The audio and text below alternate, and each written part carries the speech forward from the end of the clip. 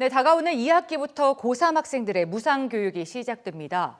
그런데 이번 대상에서 자사고와 특목고 학생들이 제외돼 학부모들이 크게 반발하고 있는데요. 자세한 이야기는 중앙대 김희경 교수와 짚어보겠습니다. 어서 오시죠. 네, 안녕하십니까. 네. 자, 이제 고교 무상교육 시행을 앞두고 잡음이 끊이질 않고 있습니다. 사건의 발단부터 한번 설명을 해주실까요? 네, 고교무상교육은 이제 올해 2019년 2학기부터 시작이 됩니다. 고3부터 시작이 되게 되는데요. 네. 이제 정부에서 지금 현재 한 94개 정도 있는 자사고와 특목고를 무상교육 대상에서 제외하겠다라고 하면서 이제 발단이 되게 되는데요.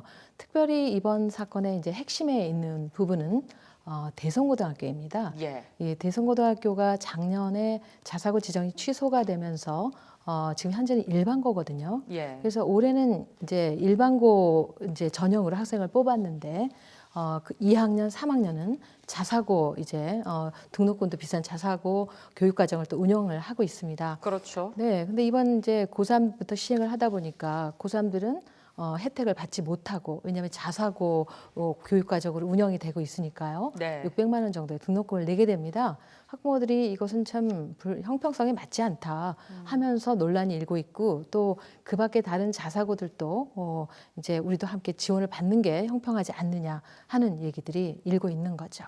논란의 가장 핵심적인 이유는 역차별이다라고 볼 수 있겠네요. 그렇습니다. 알겠습니다. 자, 서울공연예술고 비리 의혹에 대해서 어제 뉴스에서도 보도가 된 바 있었는데요. 조희연 교육감이 이에 대해서 엄정하게 조사해서 대응하겠다라는 답변을 내놨습니다. 어떻게 보시나요?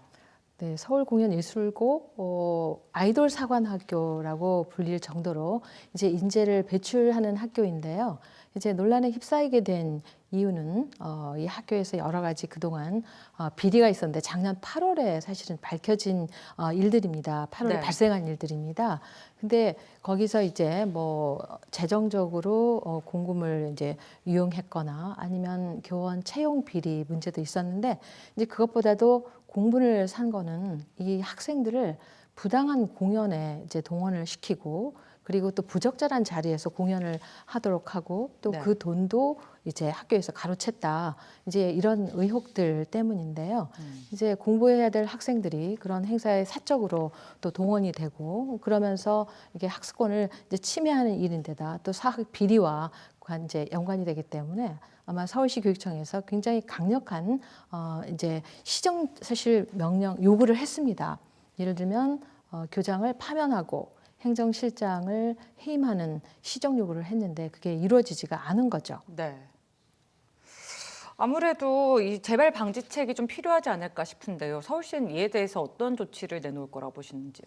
네, 강력한 이제 조치라고 한 게 이제 교육감께서 이제 예를 들면은 이제 이 사태에 대해서 시정 요구에 응하지 않을 경우에 사립학교의 경우는 재단 이사진의 교원의 임면권이 있습니다. 그래서 예. 강제로 교장을 해임하거나 뭐 파면할 수는 없고요. 그 대신 이제 사립학교법에 의거해서 임시이사를 파견을 한다든가 아니면 학생들의 모집을 정지한다든지 하는 이런 이제 강력한 대응을 하겠다라고 하고 있는데 이제 그것만으로는 이제 과연 이제 앞으로 재발 방지가 될까 하는 의구심이 있고요. 오히려 이런 부분에서는 이제 사학들이 우리나라 오랫동안 교육의 일부를 담당해 왔던 것이 사실이거든요. 그렇지만 이제 공기관으로서 이제 좀 더 책무성을 갖고 학생 교육을 해야 된다 이런 생각에서 앞으로 좀 더 비리나 이제 부정 이런 부분에 대해서도 정부의 관리 감독이 더 강화될 필요도 있습니다. 예. 아무래도 전문가 입장에서 이렇게 교육계에서 가장 잡음이 끊이지 않는 이유가 있다면 뭐가 있다고 보실까요? 사학과 관련해서는 저는 이제 사립학교의 개념이 좀 애매합니다. 예. 한국이 사립학교 하면 당연히 뭐 학부모가 돈을 내고 또 사립이 자체적으로 운영하는 곳인데 네. 우리나라는 오랫동안 준공립학교처럼 이제 운영이 됐거든요. 그러면서 이제 자율성을 갖게 되는 부분이 있지만 여전히 교사의 봉급은 국가가 지급하고 또 일반 다른 사립학교의 경우들은 이제 재정이 모자랄 경우에 국가가 재정 결함 보조금이라는 돈도 또 지급하게 됩니다.